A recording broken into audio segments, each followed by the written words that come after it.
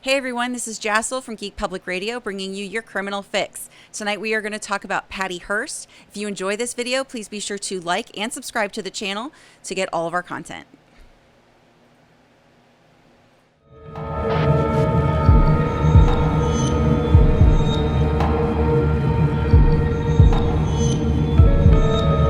Robbery has turned into a potentially explosive situation.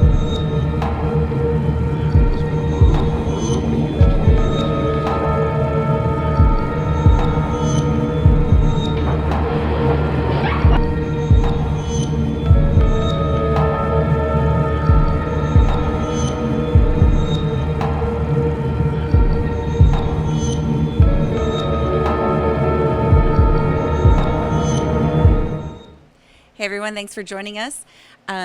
Like I said, we're going to talk about Patty Hearst today, somebody that seems to be kind of forgotten about. You don't really hear a whole lot about her and about what happened, so we're gonna talk about it tonight because we think we should hear about it. So Patty Campbell Hearst was born on 4/20/1954. Nice birthday. Nice. She's the granddaughter to the newspaper and media giant William Randolph Hearst. So, I didn't know that. oh, okay, now you do. So she was kidnapped on the evening of February 4th in 1974 by a group of men and women, and they knocked on the door, and of course somebody answered, and they kind of made their way in and took her. They beat up her fiance, took her, tossed her into a trunk, and took her back to, they don't really say where. She doesn't really know where because she was blindfolded. So she's 19 years old. She's a sophomore at Berkeley at this time, studying art history, and when she gets kidnapped. Now, this group of men and women were known as the SLA, which is the Symbionese Liberation Army. And they were nothing short of a domestic terrorist group. That's how the FBI labels them even. So domestic terrorist group, they were made up of men, women, black, white, didn't matter where you came from. They had all walks of life coming in, mostly anarchists and extremists that were building this army. Because, they called themselves an army. So now their goal was to try and incite a guerrilla war against the U.S. capitalist state and destroy it. So they just wanted everything about capitalism they hated and they wanted to get rid of. Almost like history repeats itself. They were no joke of a group though. They were quite serious. They were very organized. They had a string of safe houses that they would bounce between so that it was hard to catch up with them. So the police couldn't pinpoint where the activity was coming from. Exactly. It was a lot harder for them to figure out where their activity was coming from, and so forth. So they wanted to be more known. And back in the 70s, we didn't have viral videos and viral posts. You had to, apparently, kidnap an heiress, and that got you national news. And of course, so they started releasing audio tapes and they were demanding that the Hearst fortune pay out to the hungry of California, the poor of California, of $70 worth of food for each needy Californian, which at that time equated to up to about $400 million. So $400 million in 1974. So they said, you pay this up, we'll release her. Well, her dad went and got a loan, but he only got $2 million worth that he sent to the Bay Area, to the food for the poor in the Bay Area. But it only ended up being $2 million, which of course wasn't good enough for them. Yeah, so they failed to release her. They were like, nope, or refused, I should say, and failed. But they refused to release her.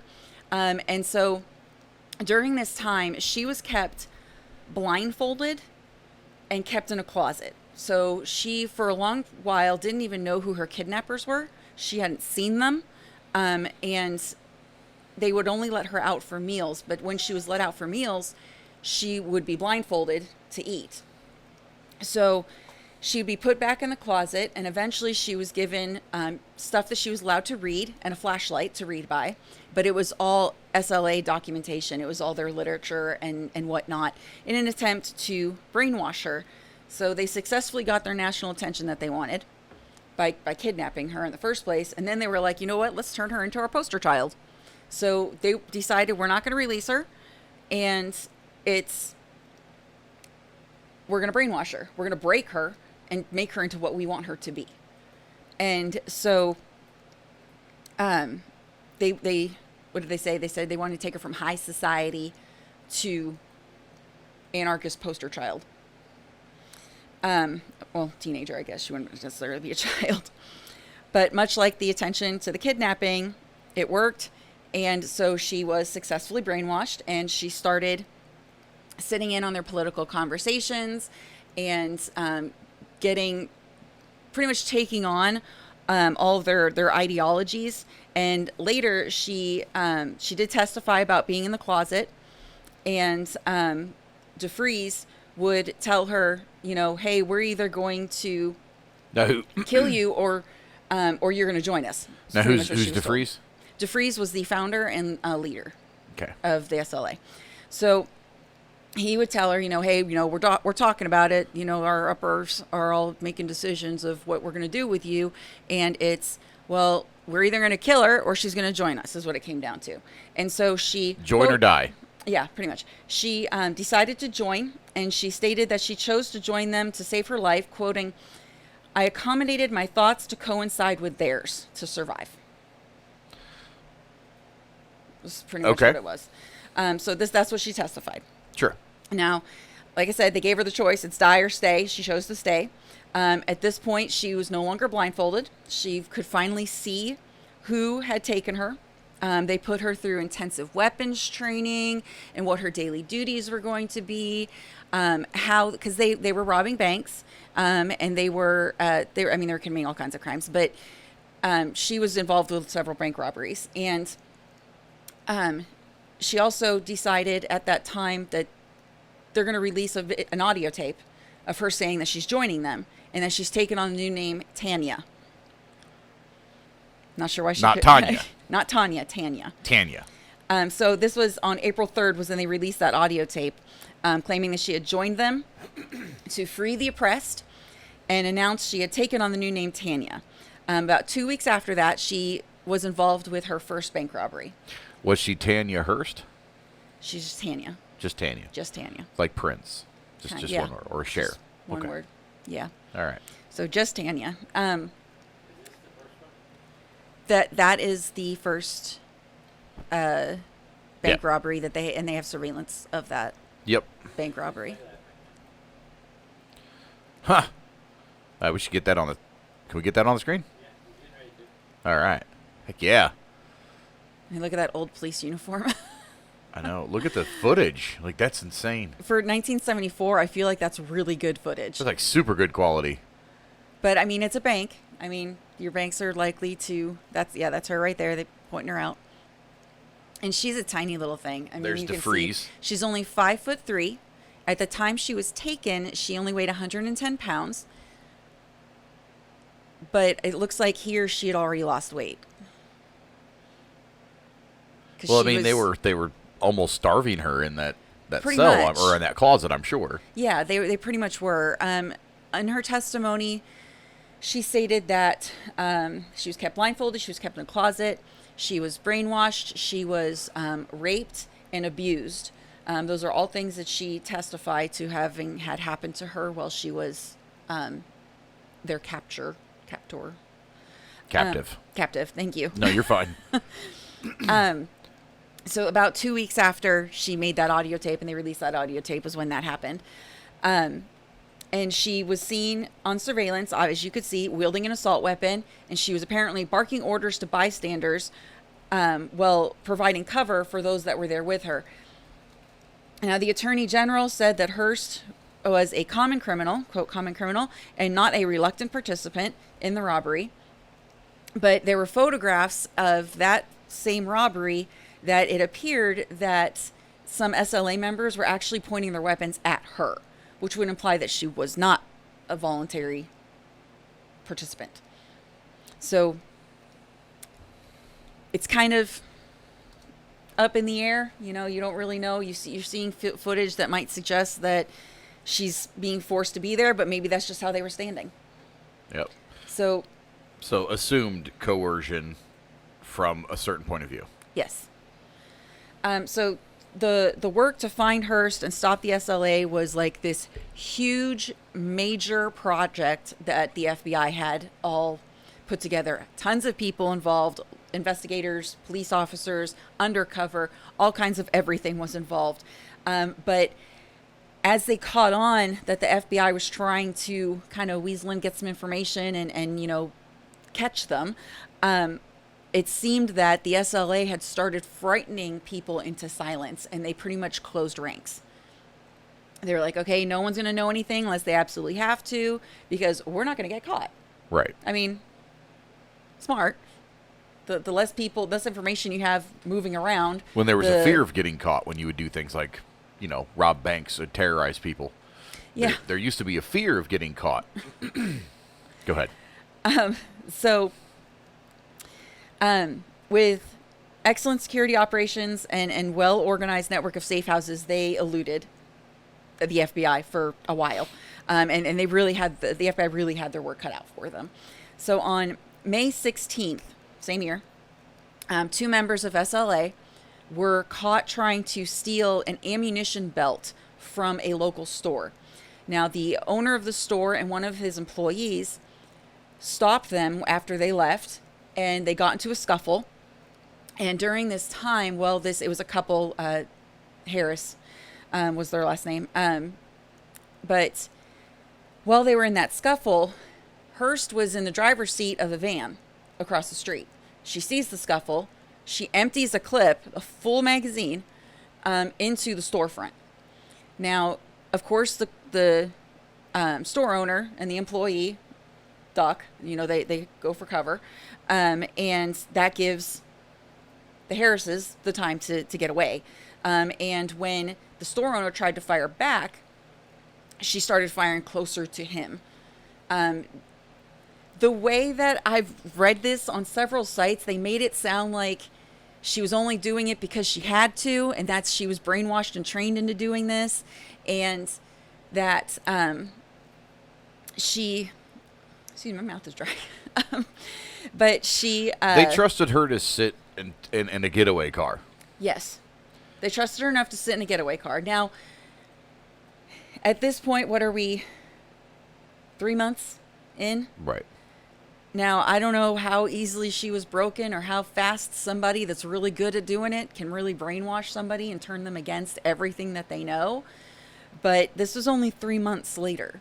This was May. Well, just to add some additional commentary to that, hunger is a crazy motivator. Oh, yeah. And if you starve someone sufficiently, you don't really even have to do anything to break them. You just feed them every couple of days. Mm-hmm. And when you feed them, you basically offer them some kind of, like, it's a psychological manipulation. You basically offer them some praise. I feel like they really knew what they were doing. Be like, hey, you've been really good. We really appreciate it. Here's some food. Like, you literally just offer them kindness with food, and they start to equate your presence with good. With goodness, mm-hmm. And they start to equate your presence with what's the word I'm looking for? With comfort and things like that. So they're more receptive to things you say. So like, hey, we know you're probably bored. We don't have a lot lying around, but here, go ahead and just read this. It'll give you something to read. Which was all not their necessarily, literature. Yeah. And then at that point, then they're like, hey, listen, they're mean, going to kill you. You might as well read it, right? You're just sitting in a closet by yourself Right. in the dark. Absolutely. I mean, now you have flashlight and you have something to keep your mind busy. Yeah, so exactly. No matter what you're reading, it's something to do other than just sit in the dark and be alone. Yep. And then, like I said, it just via starvation, you can really, really push somebody into doing some crazy stuff. That's the number one motivator of crime is financial stability, and a lot of times it's because people can't eat. And there was 2 months, by the way, in between when they took her and when she did the first robbery. There's 2 months time roughly in there. Yeah, see, there's a plausible chance, I suppose, I guess is a good word. There's a plausible that chance. there was very successful brainwashing happening. That is a very Some successful Stockholm brainwashing. syndrome, maybe. But at the same time, rich girl, never probably had real adventure before, and finds is out new she and likes the exciting, thrill, yeah. the shoplifting, the exhilaration of it. So there's a plausibility on the other side that she just relished in it because it's something she never got to do, and they probably let her do whatever she wanted. Well, after this whole storefront thing, of course, the vehicle was seen. They ditched the vehicle and hijacked 2 cars and abducted the owners of the vehicles. Now, one of the gentlemen that had their car hijacked, she was in the car with him, and she apparently kept asking, hey, are you okay? She was very nice. She was personable. And he even said when he testified that he was hesitant to even report it because of how she was with him. She was just calm. She was friendly. Are you okay? You doing all right? It's so, was that her way of manipulating him? Sure. Or was that just her natural nature? There are countless stories all throughout the United States history and even world history of the tiny, quiet woman who, the Black Widow, like just how incredibly manipulative that can be, because you look at them and you think helpless, you think captive, you think you demure, tiny, weak, all of these things, and they use that to get what they want from you. In this case, she didn't want to get caught, so she's going to do what she has to. Yeah. Well, so by the time they hijacked those cars and made it back to the compound, their main site, the LAPD had tracked down where that van came from, and they went and surrounded the building. Now, so because when they got there, the LAPD were there, they went on the run. They became fugitives at that point. So there was this huge shootout that happened, and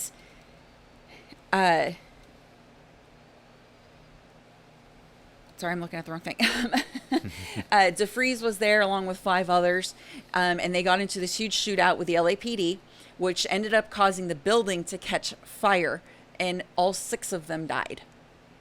Now, at first, they thought that Patty Hearst was in there. They thought for sure she was in there. When it was found that she wasn't, they put out a warrant for her arrest, and as well as for the Harrises, and they proceeded to elude capture by just pretty much staying on the run. They would go from safe house to safe house, here to there, and they would just stay on the move. And the FBI wasn't too far behind them, so of course they did eventually catch up in September of 1975, and it was some 19 months after she was originally taken. So at this point, she had been on the run for, 16 months? So during this time, by the way, DeFreeze is dead. Their leader's gone. So either somebody really stepped up and took lead, and she was really scared of that person as well, or she was at least a somewhat willing participant, because with DeFreeze gone, her threat of immediate death, I mean, she could run back to her very wealthy family, and they would easily be able to hide her with all kinds of expensive protection and whatnot, but she didn't do that. She stayed with them until she got caught. Yeah. So it's either she was brainwashed or she was a willing participant. I mean, she could have been And a look little at bit her. of both. And look at her. She's just a sweet, innocent little she's thing. Sweet Yeah. little innocent. Look at her. She's, she's 5'3". She couldn't hurt anybody. time- Clearly, she was brainwashed. At the time that she was captured, she was also only 87 pounds. So that's a pretty 23-pound loss. And when you're starting at 110, losing 23 pounds that's a big loss. Well, she was also on the run, so she probably wasn't eating very well. She was constantly moving. And they probably weren't feeding her well to begin with. Right. So, while being booked, she listed her occupation as urban guerrilla. Really? Yes. And when she asked for her attorney to relay the following message, quote, "Tell everybody that I'm smiling, that I feel free and strong, and I send my greetings and love to all the brothers and sisters out there." or sisters and brothers out there. Minor dyslexia. So, man, all right.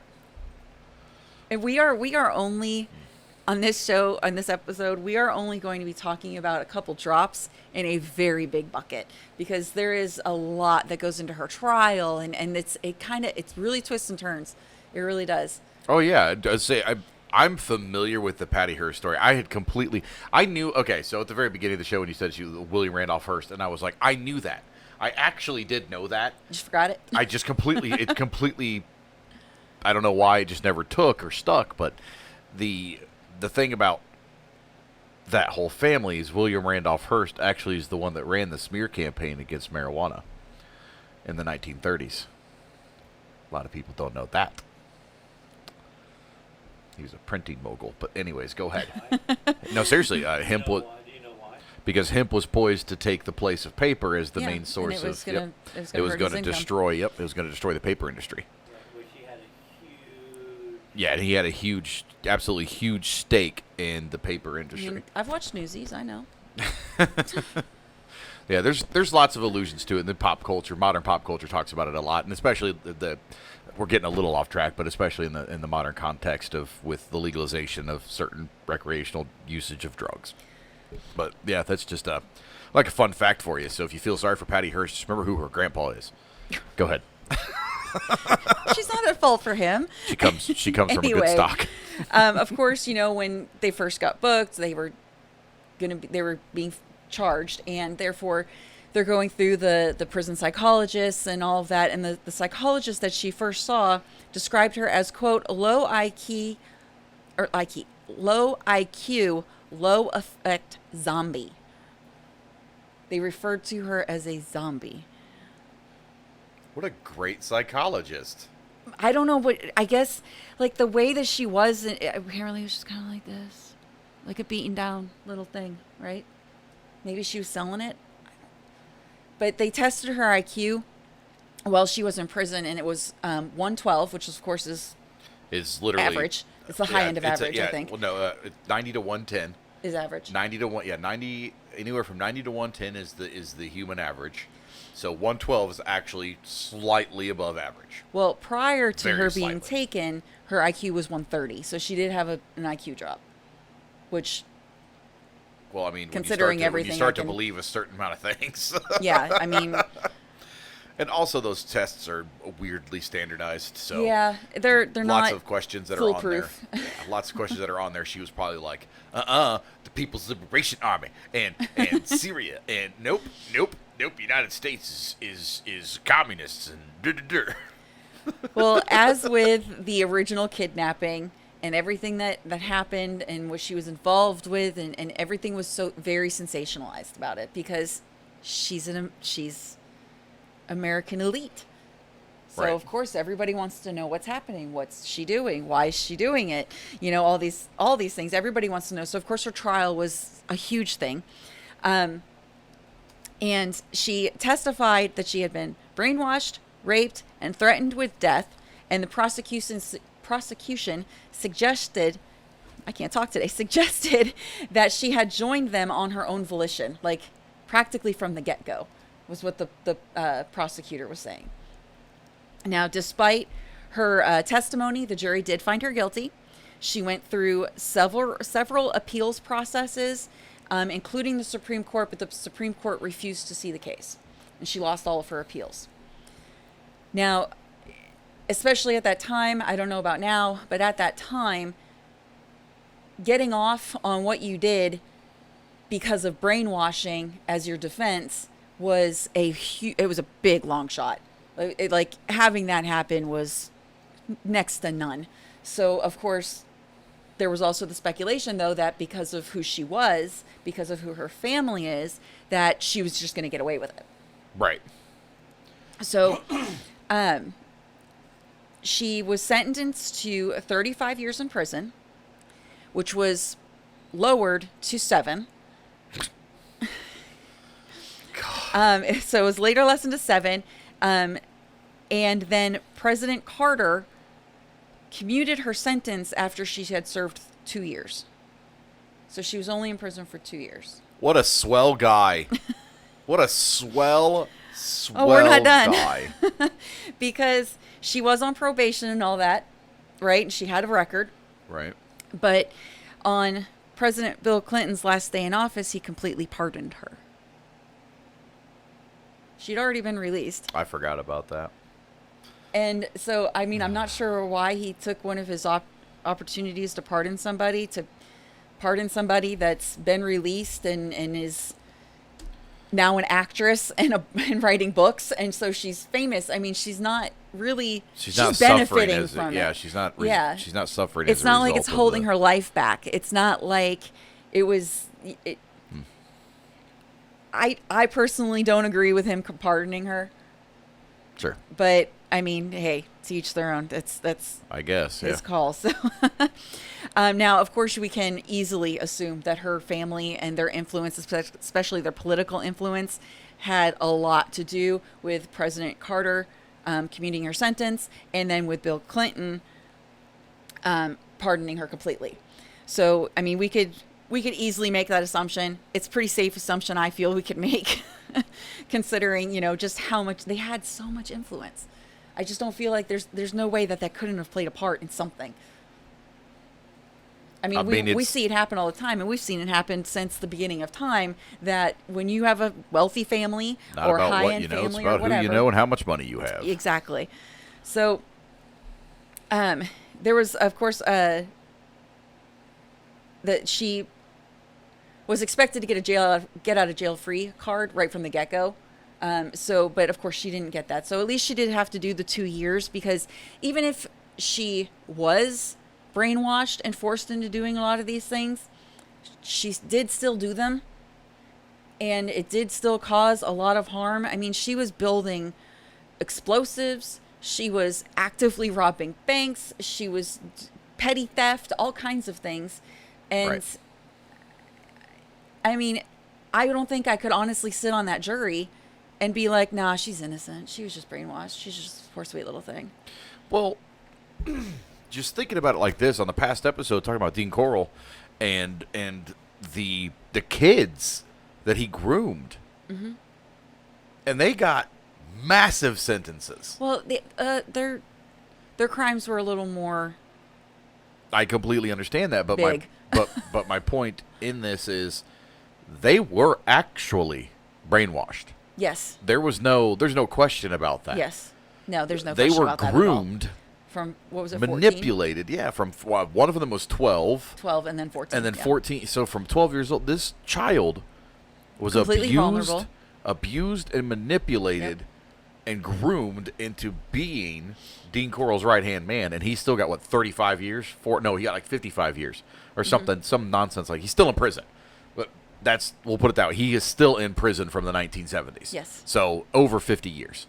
Yes. And she got 2. And she got 2. Now, she didn't actually kill anybody. So there is that.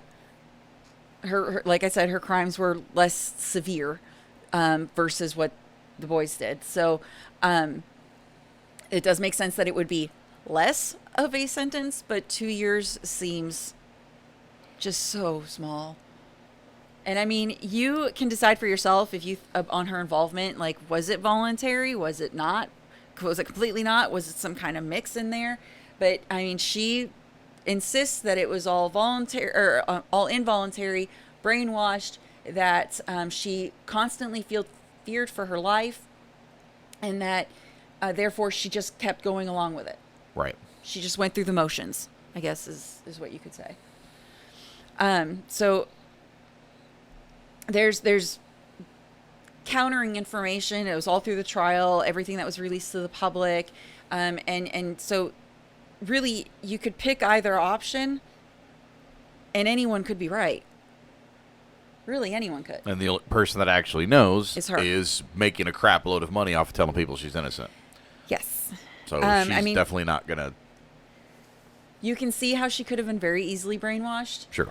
But at the same time, you can also see where she was just like you said, she was this sheltered, high society girl that now all of a sudden had this chance to be free and do all these fun, exciting things. So it could have very well been that as well.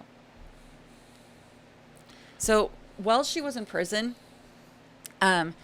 she did suffer a collapsed lung, which required emergency surgery.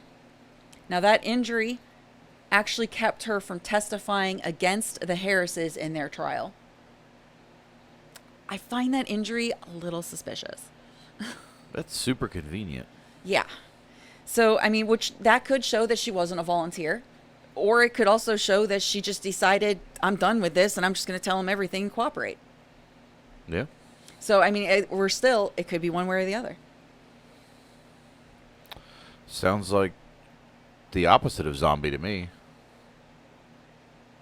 Well, I mean, like I said, it was just during her psyche eval I know. that maybe she felt defeated. I don't know who that and so she psychologist was, kind but I of hope they got melancholy. fired.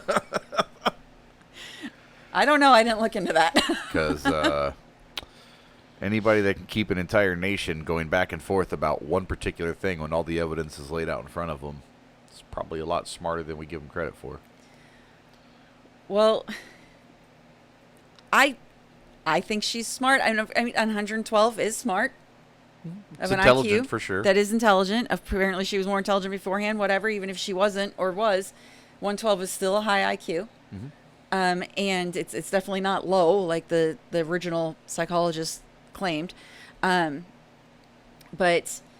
she bounced back. So she prefers Patricia over Patty, apparently. Which, I mean, makes sense.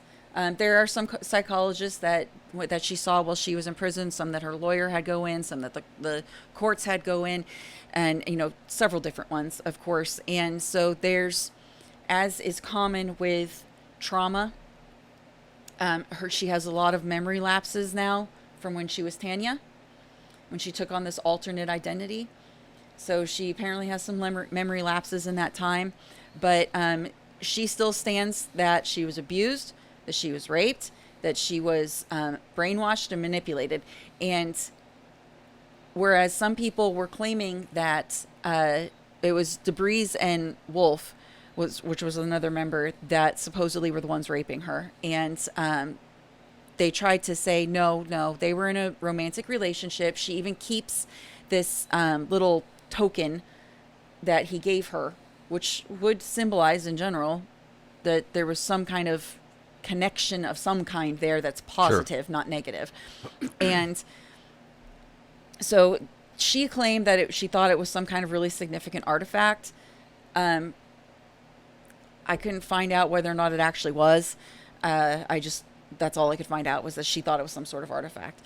And so she claims that's why she held on to it, not because Wolf gave it to her. All right. So it was Wolf that gave it to not DeFreeze? Correct. Okay. Now, of course, where's Patty Hearst now? So like I said, she prefers Patricia to Patty. And 2 months after she was released from prison, after her sentence was commuted, again, she was doing probation and whatnot, she married Bernard Lee Shaw, who was a policeman that was part of her security detail during her time out on bail.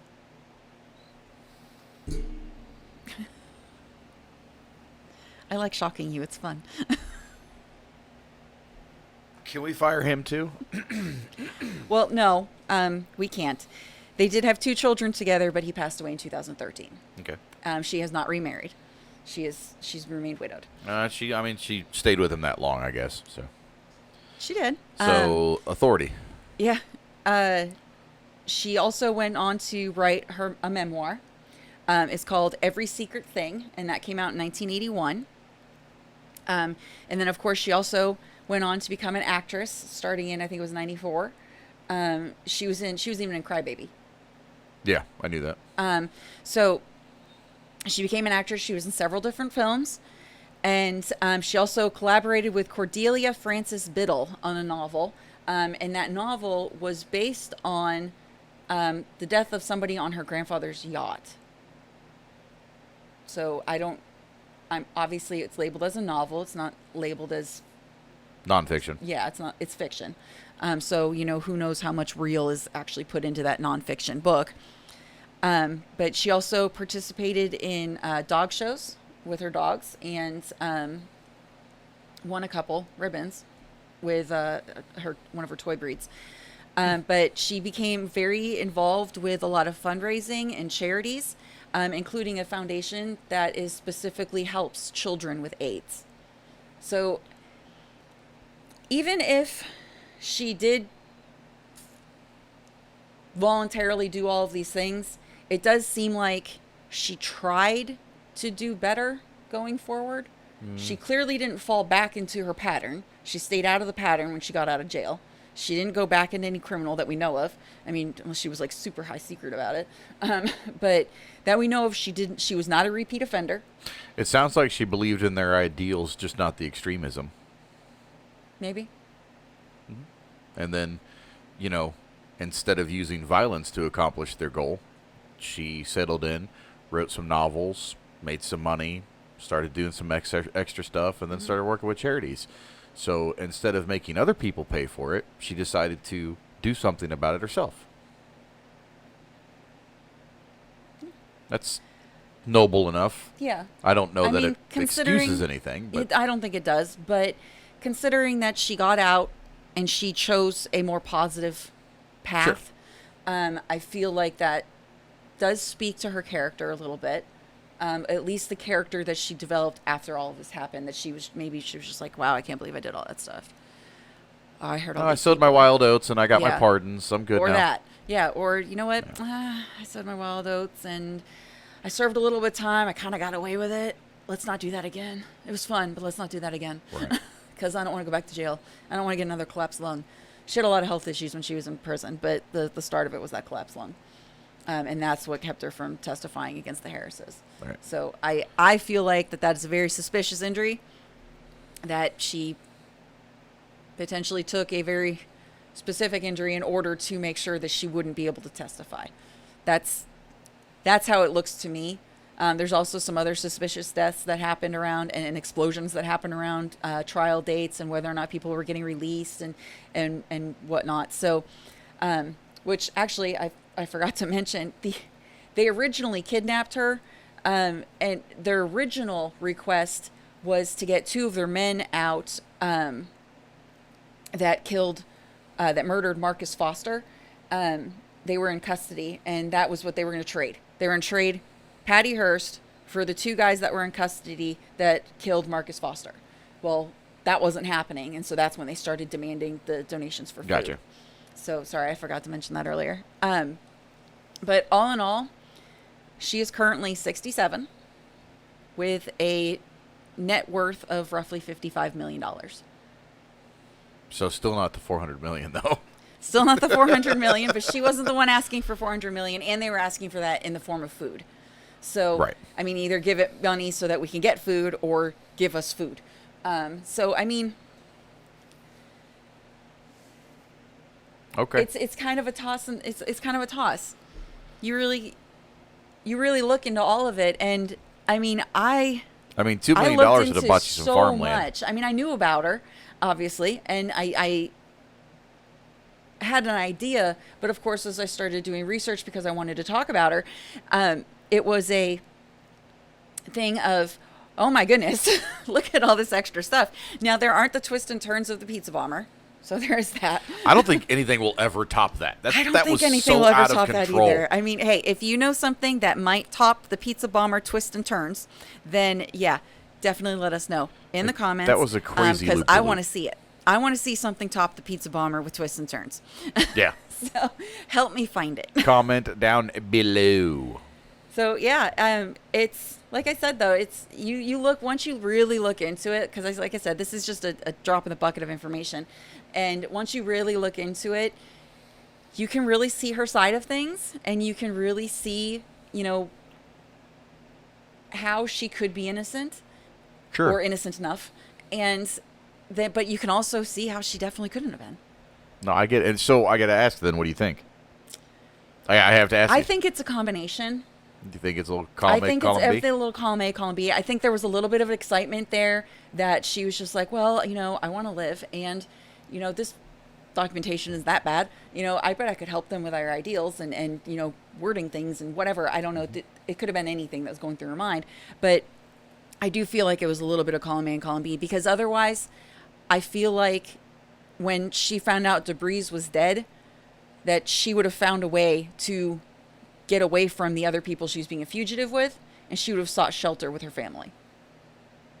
That's what I would do personally. So I feel like that's what the logical thing would be to do. But of course, I mean, how much are you able to think logically when you're put in that position? So, I mean, I could sit on the outside all day long and be like, oh, well, I would do this and I would do that. But I'm not in that position. So I can't actually say for sure, but I feel like that's what I would do, is I would be like, okay, well, my family has influence. They've got money. They can protect me. I can get hauled up in a mansion somewhere and they'll never see the light of day. I'll just stay there until they forget about me and let me go. Yeah. So, I mean, I feel like that's because she was in California still when they got caught. They were in San Francisco. So it's not like her family was in California and she was all the way in Maine. So it's not like she was forever far away. She was still close enough. She knew how to hijack a car. She could have hijacked a car and gone to her family. Yeah. Or gone to even whoever she was hijacking the car, being like, please drive me away. I need to get to safety. I'm not safe. Please take me away from here. Right. As far away as humanly possible. And you never saw me. To protect yourself, you never saw me.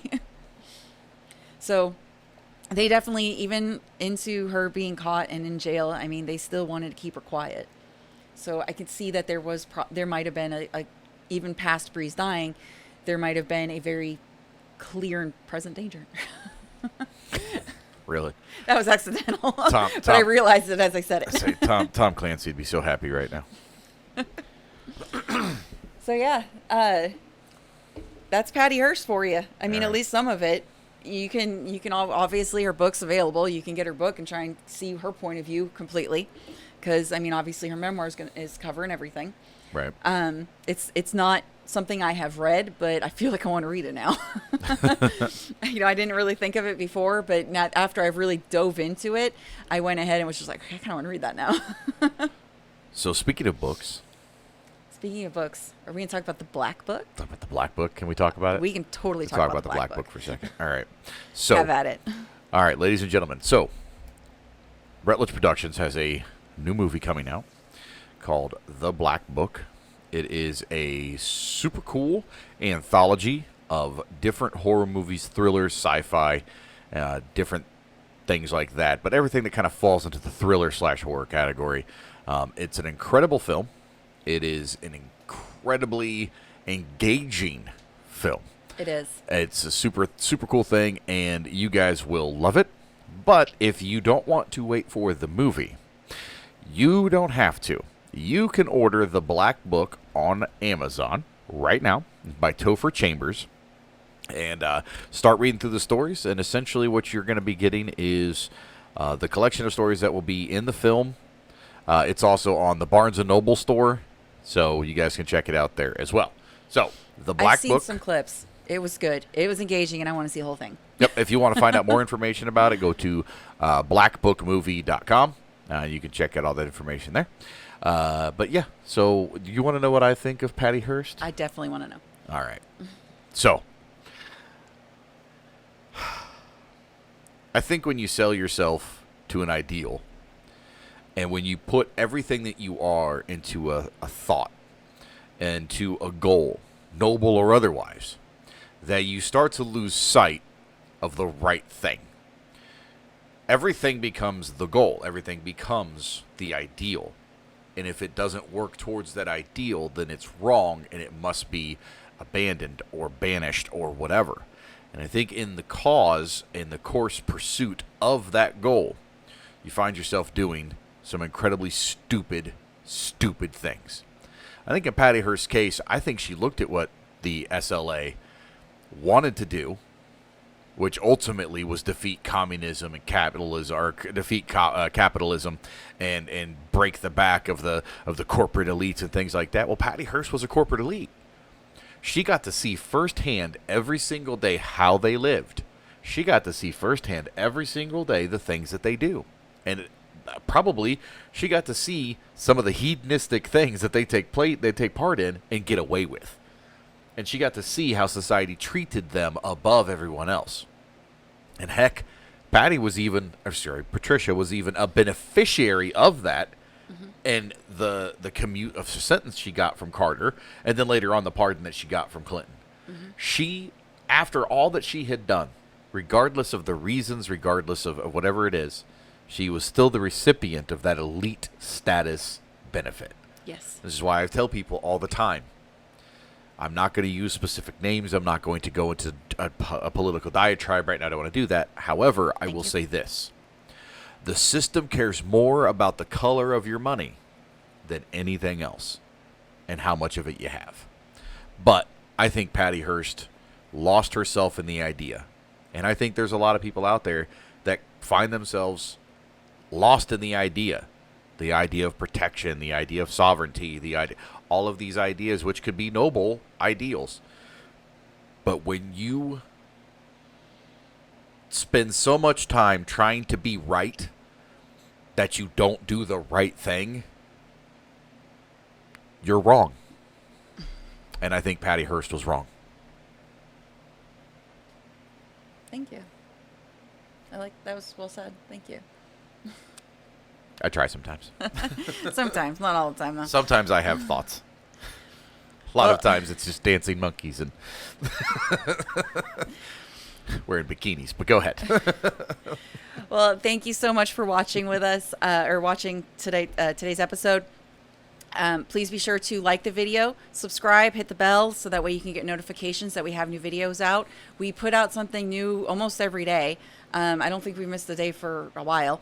And to really get all the content, to really get into it, and to help support us, you can actually become a member on our website, geekpublicradio.com. It's only $5 a month, and you get access to live recordings of the shows. You get access to all kinds of just really cool content that you just don't have access to otherwise. And it's only $5 a month. Yep. So, and it's helping get, Geek Public Radio off the ground and running. So, if you want to see us do better than some of the hacks that you see on YouTube, and you see them, I know you do. there's so many. If you want to see us do better than that and get bigger, like, share, subscribe, like the woman said, become a member, like the woman said.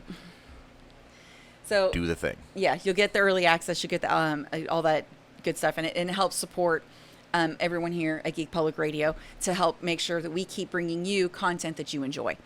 So if you do have suggestions, if you enjoyed this, like I said, like, subscribe, comment below if you have suggestions for a future show, and we will definitely look into whatever suggestions you have.